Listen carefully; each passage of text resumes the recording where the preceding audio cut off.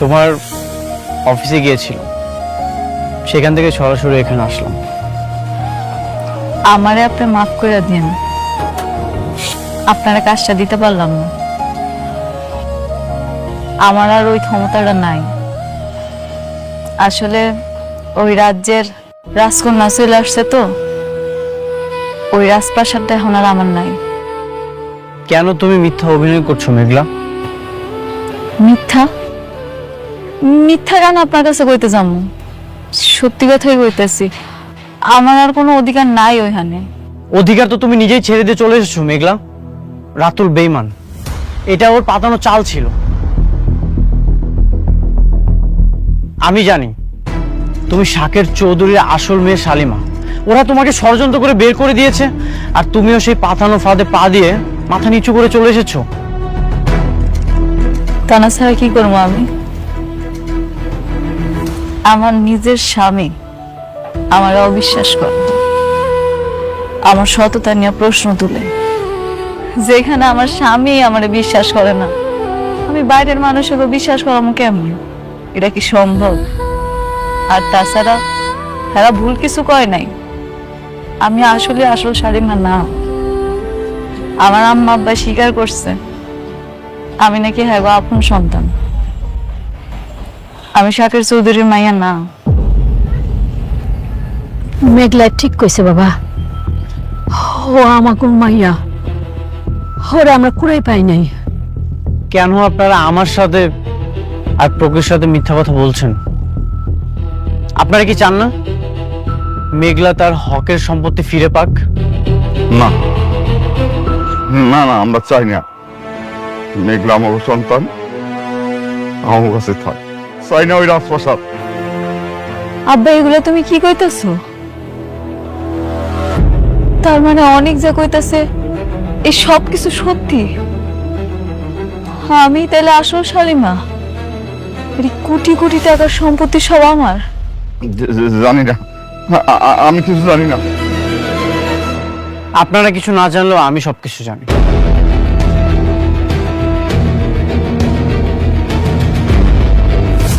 চাচা,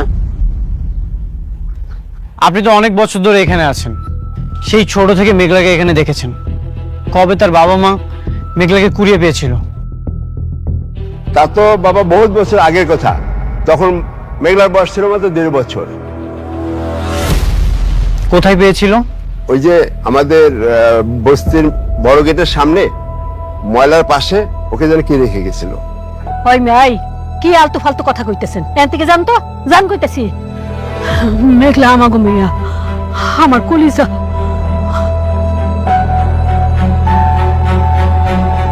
সত্যি কখনোই ঢেকে রাখা যায় না। আমি প্রমাণ করবই মেঘলা যে আসল শালিমা। এই অনিক চৌধুরী সব বেঈমানদের মুখোশ টেনে ছিঁড়বেই। অনেক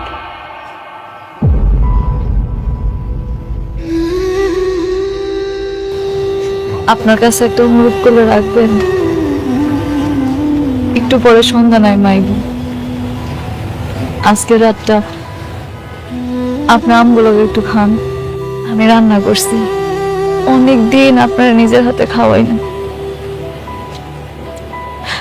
আজকে যদি আপনি আমার সাথে খান আমি খুব খুশি হব। আমার কাজ আছে, আমাকে চলে যেতে হবে। ব্যবসার কাজ তো সারা জীবন করা যায়, কিন্তু আজকের এই দিনটা চলে গেলে আমি কোটি টাকা দিয়েও এই দিনটা ফিরত আনতে পারবো। অন্তত পুরনো ভালোবাসার মায়া আজকে রাতের খাবারটা খাইয়া যান।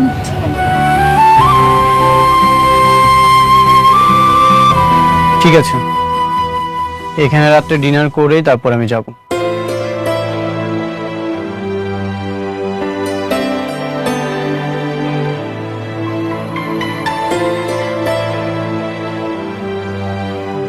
জামাই একটু ভালো মন্দ খাওয়াইতে হবে, বুঝছো?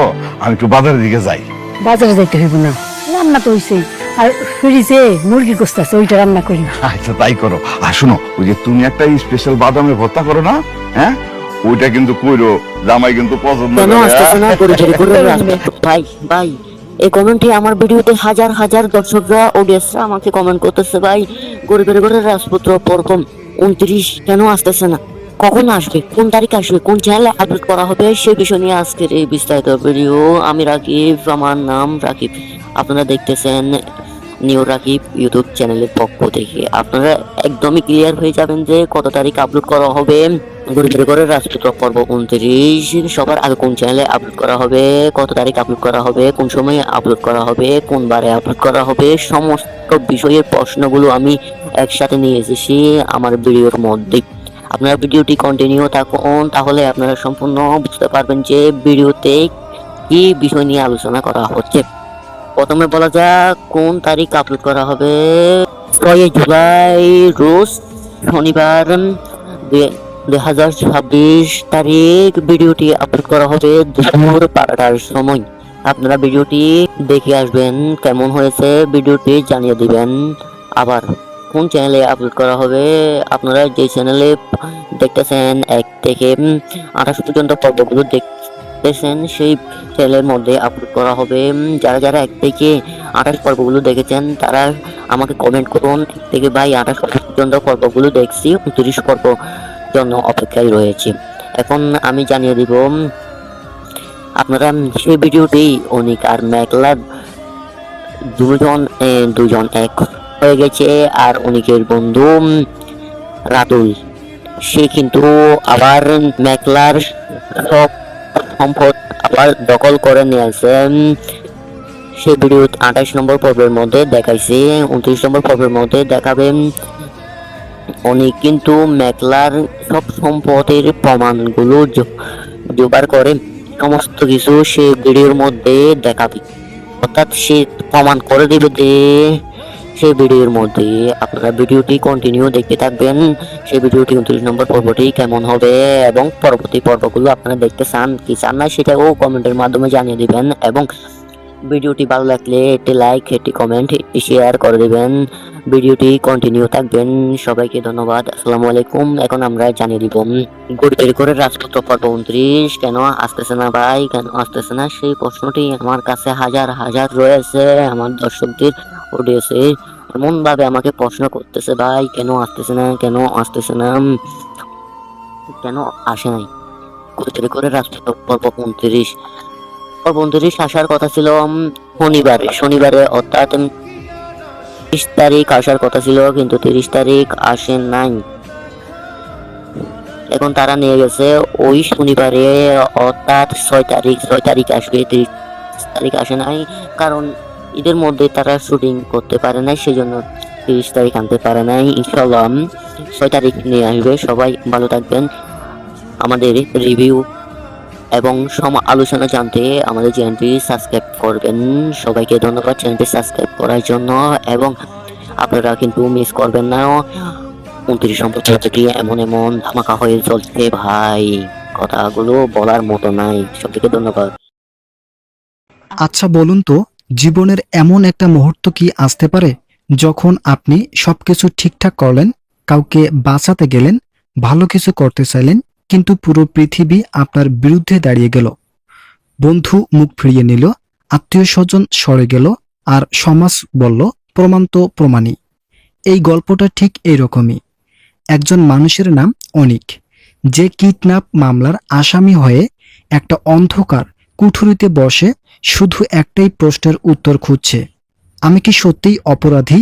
এই নাটকের প্রথম সেকেন্ড থেকে আমার বুকের ভিতরে একটা ভার চাপা বয়ে গেল, কারণ লোহার দরজা আর পাথরের দেওয়ালের মাঝে একটা নির্দোষ মানুষকে দেখতে পাওয়া মানুষ হিসাবে যতটা কষ্ট দেয় ঠিক ততটা চিন্তাও করিয়ে দেয়। আমাদের সমাজে সত্যের কি আসলেই কোনো দাম নেই? যখন প্রমাণ অন্য গল্প বলে।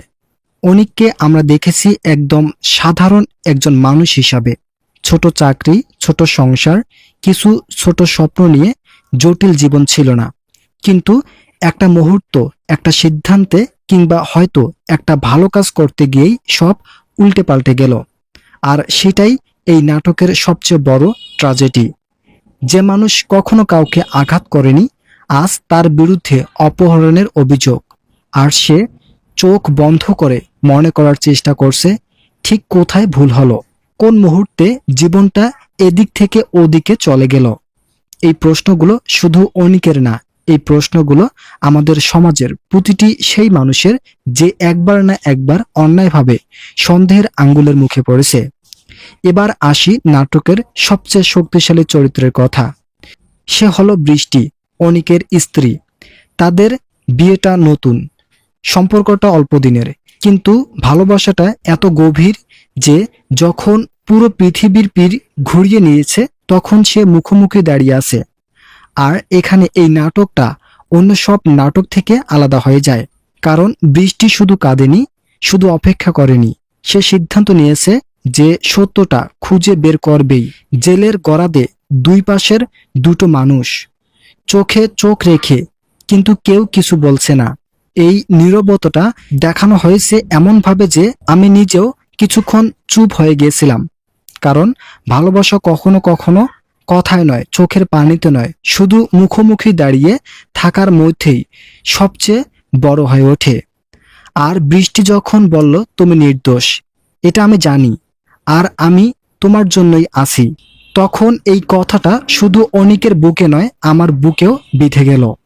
কারণ এই পৃথিবীতে যখন সবাই সন্দেহ করে, তখন একজন মানুষ যদি মুক্তি ছাড়া চোখ বন্ধ না করে, মন থেকে বিশ্বাস করে, সেটা শুধু ভালোবাসা নয়, সেটা মানুষকে বাঁচিয়ে রাখার সবচেয়ে বড় কারণ হয়ে যায়। পর্বের 28 নম্বর এপিসোড সম্পর্কে গুরুত্বপূর্ণ আলোচনা করার শুরুতে আপনারা যারা এখনো আমাদের এই চ্যানেলের নতুন সদস্য আছেন, তারা অবশ্যই চ্যানেলটি সাবস্ক্রাইব করে ভিডিওটি কন্টিনিউ করুন। এরপর আসি গল্পের মোড়। মেঘলা, অনিকের অতীত, এক সময়ের পৃথিবী, এই নামটা যখন প্রথম উচ্চারিত হলো তখন বুঝতে পারলাম এই গল্প শুধু আইনি লড়াই নেই, এখানে আছে পুরনো ভালোবাসার ক্ষত, ভুল বোঝাবুঝির দাগ আর অপূর্ণতার সেই ব্যথা, যা দুটো মানুষকে দুটো আলাদা পথে ছুড়ে দিয়েছে। বৃষ্টি জানে এই ঘটনার সাথে মেঘলার কোনো সংযোগ আছে, বৃষ্টি জানে এই ঘটনার সাথে মেঘলার কোনো একটা সংযোগ আছে, ঠিক কিভাবে জড়িত সেটা স্পষ্ট নয়, কিন্তু সত্যিটা পেতে হলে মেঘলার কাছে যেতেই হবে। আর এখানে বৃষ্টির চরিত্রটা আমাদের সবচেয়ে বেশি মুগ্ধ করলো, কারণ যে মানুষটার কথা মনে হলে বুকটা অন্যরকম লাগে, যাকে সে কখনো চায়নি তার দরজায় গিয়ে দাঁড়ানো এবং নিজের স্বামীর মুক্তির জন্য সেই মানুষটার সাহায্য চাওয়া, এটা কোনো সাধারণ সাহসিকতা নয়, এটা ভালোবাসার সবচেয়ে বড় প্রমাণ। ভোরের আলোর ফোটার আগেই রাস্তায় হাঁটার কুয়াশার মধ্য দিয়ে একা হাঁটতে থাকা বৃষ্টির দৃশ্যটা এই পুরো নাটকের সবচেয়ে শক্তিশালী মুহূর্তের একটি অংশ, কারণ তার চোখে ক্লান্তি আছে, কিন্তু পায়ে থামার কোনো ইচ্ছা নেই। এই বৈপরীত্যটাই একটা মানুষের সংকল্পকে সবচেয়ে সুন্দরভাবে তুলে ধরে। মেঘলার বাড়ির সামনে এসে বৃষ্টি কিছুক্ষণ থামে। মানবিকভাবে লেখা হয় যে আমি নিজেও অনুভব করলাম সেই দ্বিধা, সেই ভার, সেই প্রশ্ন, কারণ এই দরজার পেছনে শুধু একজন মানুষ নেই, এখানে লুকিয়ে আছে অনিকের মুক্তি আর বৃষ্টির জীবনের সবচেয়ে কঠিন পরীক্ষা। দরজা খোলে মেঘলা, চোখে ক্লান্তি, মুখে নির্লিপ্ততা, যেন সে জানতই এই দিনটা একদিন আসবেই। দুজন মানুষের মুখোমুখি, কিন্তু কেউ কথা বলে না, এটা একটা নীরবতা হাজারটা কথার চেয়েও ভারী করে ঝুলে থাকে। ঘরের ভিতরে বসে যখন বৃষ্টি বলল আমি জানি তোমার অনিকের উপর রাগ আছে, আর মেঘলা তিক্ত হাসি নিয়ে বলল রাগ? তুমি ভাবো এটা শুধু রাগ? যখন বুঝলাম এই গল্পের রাগের আড়ালে আছে কয়েক বছরের জমে থাকা ব্যথা, হয়তো বিশ্বাসঘাতকতার দাগ, হয়তো এমন কিছু যা মেঘলা কাউকে বলতে পারেনি, শুধু বুকে চেপে রেখেছে। বৃষ্টি বাধা দেয় না, চুপ করে শোনে, কারণ সে বুঝতে পারে এগুলো শুধু অভিযোগ নয়, এগুলো একটা মানুষের জমে থাকা ব্যথার বিস্ফোরণ। আর এই মুহূর্ত দর্শক হিসাবে আমরাও বৃষ্টির মতো চুপ হয়ে যাই, কারণ কখনো কখনো শোনাটাই সবচেয়ে বড় কাজ। নাটকটা এখানে যে প্রশ্নটা রেখে যায় সেটা হলো সত্যি কি সত্যি জিতবে, নাকি আবারও সেই পুরনো প্রমাণের দেওয়ালে সত্যি চাপা পড়বে? আর এই প্রশ্নটাই আমাকে পরের পর্বের জন্য অপেক্ষায় রেখেছে, কারণ এই নাটক শুধু বিনোদন দিচ্ছে না, এটা আমাদের মনে করিয়ে দিচ্ছে যে জীবনের সবচেয়ে কঠিন যুদ্ধটা হয় বিশ্বাস আর অবিশ্বাসের মাঝখানে, সত্য আর প্রমাণের মাঝখানে। আর সেই যুদ্ধে টিকিয়ে থাকতে হলে একজন বৃষ্টির মতো মানুষ দরকার, যে হাজার ছবিও ভেঙে পড়বে না। বৃষ্টি যে প্রমাণ দেখিয়েছে তা অত্যন্ত সাহসিকতার পরিচয় দিয়েছে। আমরা অবশ্যই আগামী 28 পর্বের জন্য অপেক্ষা করব। আগামী 28 পর্বে যে বিষয়গুলো সংযোজন থাকবে সেই বিষয়গুলো সম্পর্কে আপনারা আপডেট জানতে অবশ্যই আমাদের এই চ্যানেলটি সাবস্ক্রাইব করে ভিডিওটি কন্টিনিউ করুন। আচ্ছা বলুন তো, জীবনের এমন একটা মুহূর্ত কি আসতে পারে যখন আপনি সবকিছু ঠিকঠাক করলেন, কাউকে বাঁচাতে গেলেন, ভালো কিছু করতে চাইলেন, কিন্তু পুরো পৃথিবী আপনার বিরুদ্ধে দাঁড়িয়ে গেল, বন্ধু মুখ ফিরিয়ে নিল, আত্মীয় স্বজন সরে গেল, আর সমাজ বলল প্রমাণ তো প্রমাণই। এই গল্পটা ঠিক এইরকমই। একজন মানুষের নাম অনিক, যে কিডন্যাপ মামলার আসামি হয়ে একটা অন্ধকার কুঠুরিতে বসে শুধু একটাই প্রশ্নের উত্তর খুঁজছে, আমি কি সত্যিই অপরাধী?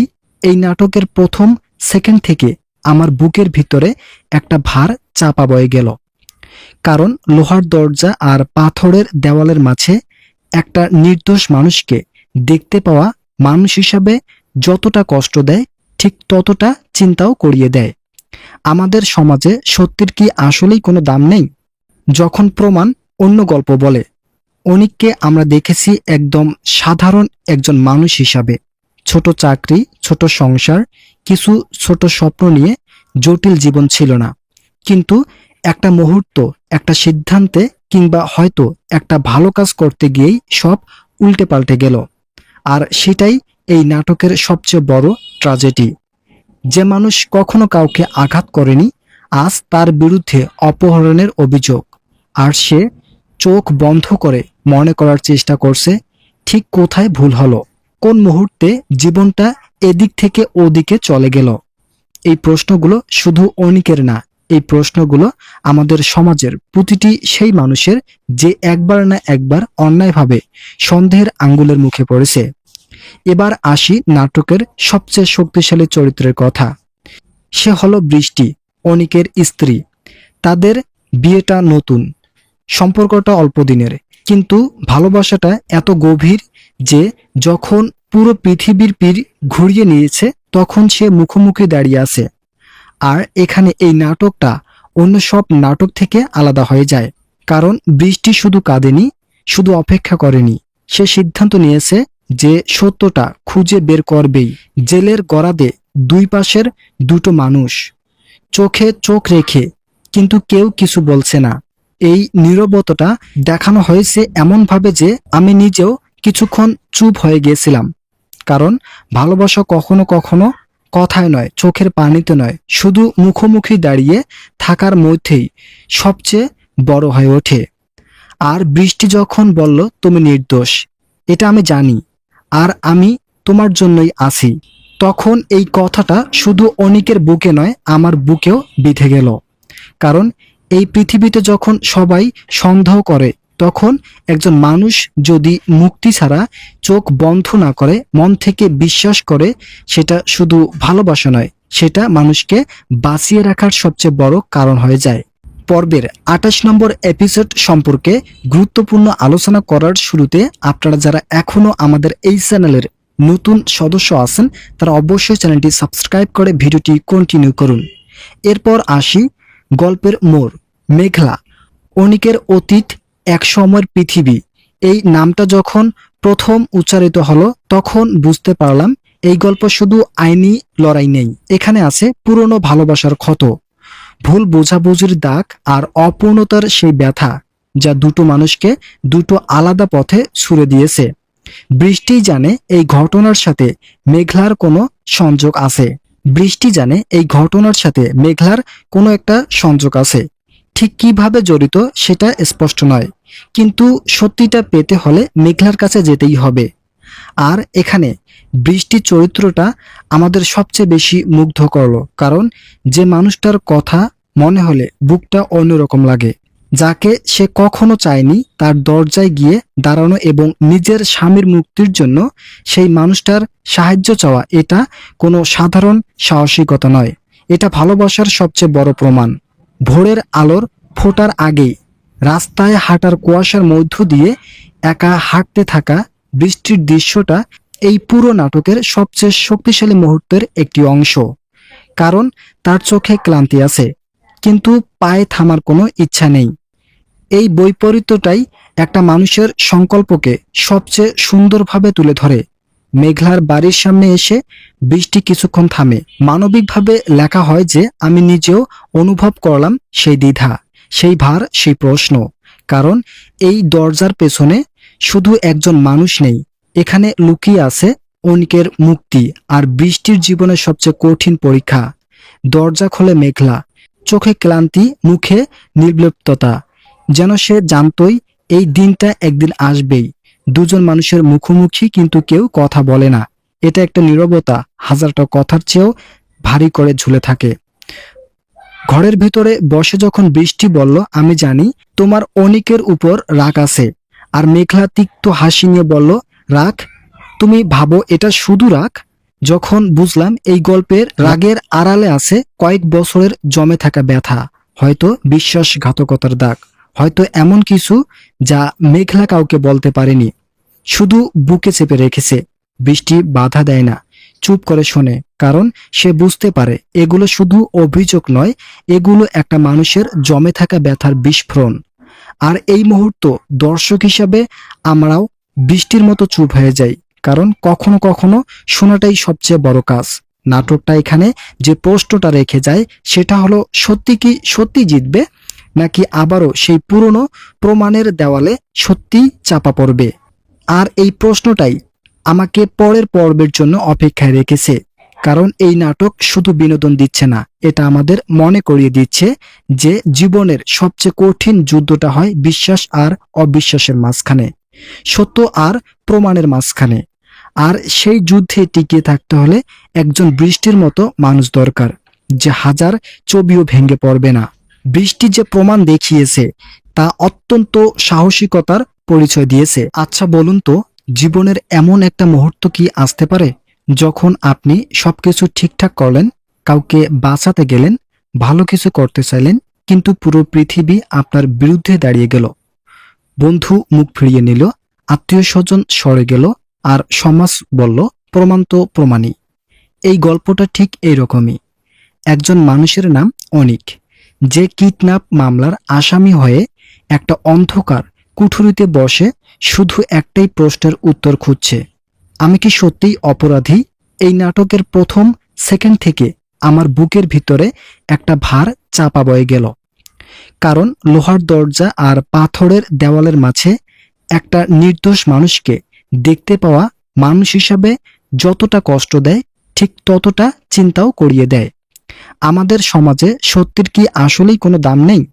যখন প্রমাণ অন্য গল্প বলে, অনিককে আমরা দেখেছি একদম সাধারণ একজন মানুষ হিসাবে, ছোট চাকরি, ছোট সংসার, কিছু ছোট স্বপ্ন নিয়ে জটিল জীবন ছিল না, কিন্তু একটা মুহূর্ত, একটা সিদ্ধান্তে, কিংবা হয়তো একটা ভালো কাজ করতে গিয়েই সব উল্টে পাল্টে গেল। আর সেটাই এই নাটকের সবচেয়ে বড় ট্র্যাজেডি। যে মানুষ কখনো কাউকে আঘাত করেনি, আজ তার বিরুদ্ধে অপহরণের অভিযোগ, আর সে চোখ বন্ধ করে মনে করার চেষ্টা করছে ঠিক কোথায় ভুল হলো, কোন মুহূর্তে জীবনটা এদিক থেকে ওদিকে চলে গেল। এই প্রশ্নগুলো শুধু অনিকের না, এই প্রশ্নগুলো আমাদের সমাজের প্রতিটি সেই মানুষের যে একবার না একবার অন্যায়ভাবে সন্দেহের আঙ্গুলের মুখে পড়েছে। এবার আসি নাটকের সবচেয়ে শক্তিশালী চরিত্রের কথা।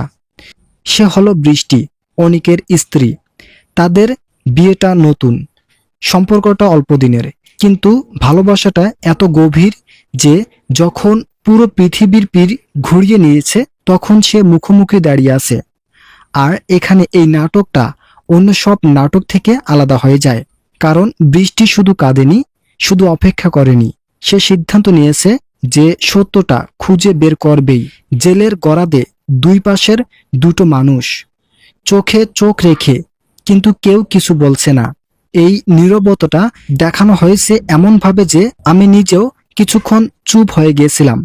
কারণ ভালোবাসা কখনো কখনো কথায় নয়, চোখের পানিতে নয়, শুধু মুখোমুখি দাঁড়িয়ে থাকার মধ্যেই সবচেয়ে বড় হয়ে ওঠে।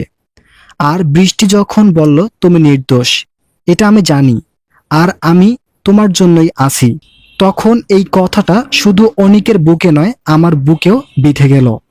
কারণ এই পৃথিবীতে যখন সবাই সন্দেহ করে, তখন একজন মানুষ যদি মুক্তি ছাড়া চোখ বন্ধ না করে, মন থেকে বিশ্বাস করে, সেটা শুধু ভালোবাসা নয়, সেটা মানুষকে বাঁচিয়ে রাখার সবচেয়ে বড় কারণ হয়ে যায়। পর্বের 28 নম্বর এপিসোড সম্পর্কে গুরুত্বপূর্ণ আলোচনা করার শুরুতে আপনারা যারা এখনো আমাদের এই চ্যানেলের নতুন সদস্য আছেন, তারা অবশ্যই চ্যানেলটি সাবস্ক্রাইব করে ভিডিওটি কন্টিনিউ করুন। এরপর আসি গল্পের মোড়। মেঘলা, অনিকের অতীত, এক সময়ের পৃথিবী, এই নামটা যখন প্রথম উচ্চারিত হলো তখন বুঝতে পারলাম এই গল্প শুধু আইনি লড়াই নেই, এখানে আছে পুরনো ভালোবাসার ক্ষত, ভুল বোঝাবুঝির দাগ আর অপূর্ণতার সেই ব্যথা, যা দুটো মানুষকে দুটো আলাদা পথে ছুড়ে দিয়েছে। বৃষ্টি জানে এই ঘটনার সাথে মেঘলার কোনো সংযোগ আছে। বৃষ্টি জানে এই ঘটনার সাথে মেঘলার কোনো একটা সংযোগ আছে। ঠিক কিভাবে জড়িত সেটা স্পষ্ট নয়, কিন্তু সত্যিটা পেতে হলে মেঘলার কাছে যেতেই হবে। আর এখানে বৃষ্টির চরিত্রটা আমাদের সবচেয়ে বেশি মুগ্ধ করলো, কারণ যে মানুষটার কথা মনে হলে বুকটা অন্যরকম লাগে, যাকে সে কখনো চায়নি তার দরজায় গিয়ে দাঁড়ানো এবং নিজের স্বামীর মুক্তির জন্য সেই মানুষটার সাহায্য চাওয়া, এটা কোনো সাধারণ সাহসিকতা নয়, এটা ভালোবাসার সবচেয়ে বড় প্রমাণ। ভোরের আলোর ফোটার আগেই রাস্তায় হাঁটার কুয়াশার মধ্য দিয়ে একা হাঁটতে থাকা বৃষ্টির দৃশ্যটা এই পুরো নাটকের সবচেয়ে শক্তিশালী মুহূর্তের একটি অংশ। কারণ তার চোখে ক্লান্তি আছে, কিন্তু পায়ে থামার কোনো ইচ্ছা নেই। এই বৈপরীত্যটাই একটা মানুষের সংকল্পকে সবচেয়ে সুন্দরভাবে তুলে ধরে। মেঘলার বাড়ির সামনে এসে বৃষ্টি কিছুক্ষণ থামে। মানবিকভাবে লেখা হয় যে আমি নিজেও অনুভব করলাম সেই দ্বিধা, সেই ভার, সেই প্রশ্ন।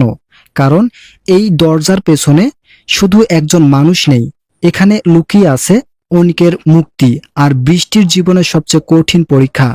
দরজা খোলে মেঘলা, চোখে ক্লান্তি, মুখে নির্লিপ্ততা, যেন সে জানতই এই দিনটা একদিন আসবেই।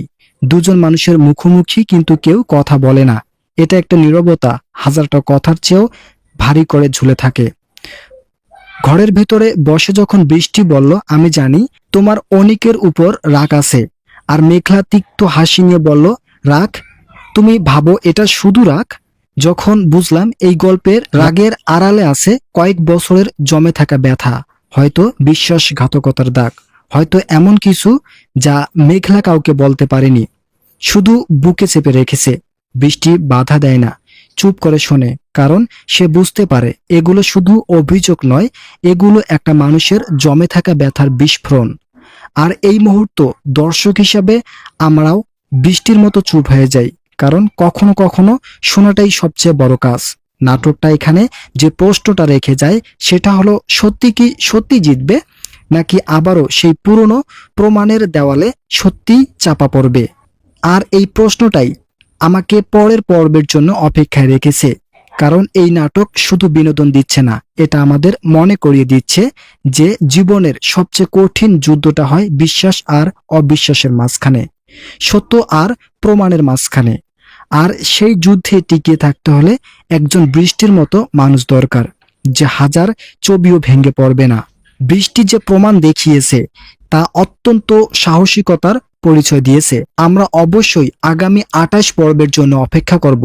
আচ্ছা বলুন তো, জীবনের এমন একটা মুহূর্ত কি আসতে পারে যখন আপনি সবকিছু ঠিকঠাক করলেন, কাউকে বাঁচাতে গেলেন, ভালো কিছু করতে চাইলেন, কিন্তু পুরো পৃথিবী আপনার বিরুদ্ধে দাঁড়িয়ে গেল, বন্ধু মুখ ফিরিয়ে নিল, আত্মীয় স্বজন সরে গেল, আর সমাজ বলল প্রমাণ তো প্রমাণই। এই গল্পটা ঠিক এইরকমই। একজন মানুষের নাম অনিক, যে কিডন্যাপ মামলার আসামি হয়ে একটা অন্ধকার কুঠুরিতে বসে শুধু একটাই প্রশ্নের উত্তর খুঁজছে, আমি কি সত্যিই অপরাধী? এই নাটকের প্রথম সেকেন্ড থেকে আমার বুকের ভিতরে একটা ভার চাপা বয়ে গেল। কারণ লোহার দরজা আর পাথরের দেওয়ালের মাঝে একটা নির্দোষ মানুষকে দেখতে পাওয়া মানুষ হিসাবে যতটা কষ্ট দেয়, ঠিক ততটা চিন্তাও করিয়ে দেয়। আমাদের সমাজে সত্যের কি আসলেই কোনো দাম নেই? যখন প্রমাণ অন্য গল্প বলে। অনিককে আমরা দেখেছি একদম সাধারণ একজন মানুষ হিসাবে। ছোট চাকরি, ছোট সংসার, কিছু ছোট স্বপ্ন নিয়ে জটিল জীবন ছিল না। কিন্তু একটা মুহূর্ত, একটা সিদ্ধান্তে কিংবা হয়তো একটা ভালো কাজ করতে গিয়েই সব উল্টে পাল্টে গেল। আর সেটাই এই নাটকের সবচেয়ে বড় ট্র্যাজেডি। যে মানুষ কখনো কাউকে আঘাত করেনি, আজ তার বিরুদ্ধে অপহরণের অভিযোগ। আর সে চোখ বন্ধ করে মনে করার চেষ্টা করছে ঠিক কোথায় ভুল হলো, কোন মুহূর্তে জীবনটা এদিক থেকে ওদিকে চলে গেল। এই প্রশ্নগুলো শুধু অনিকের না, এই প্রশ্নগুলো আমাদের সমাজের প্রতিটি সেই মানুষের যে একবার না একবার অন্যায়ভাবে সন্দেহের আঙ্গুলের মুখে পড়েছে। এবার আসি নাটকের সবচেয়ে শক্তিশালী চরিত্রের কথা। সে হলো বৃষ্টি, অনিকের স্ত্রী। তাদের বিয়েটা নতুন, সম্পর্কটা অল্প দিনের, কিন্তু ভালোবাসাটা এত গভীর যে যখন পুরো পৃথিবীর পীর ঘুরিয়ে নিয়েছে তখন সে মুখোমুখি দাঁড়িয়ে আছে। আর এখানে এই নাটকটা অন্য সব নাটক থেকে আলাদা হয়ে যায়, কারণ বৃষ্টি শুধু কাঁদেনি, শুধু অপেক্ষা করেনি, সে সিদ্ধান্ত নিয়েছে যে সত্যটা খুঁজে বের করবেই। জেলের গরাদে দুই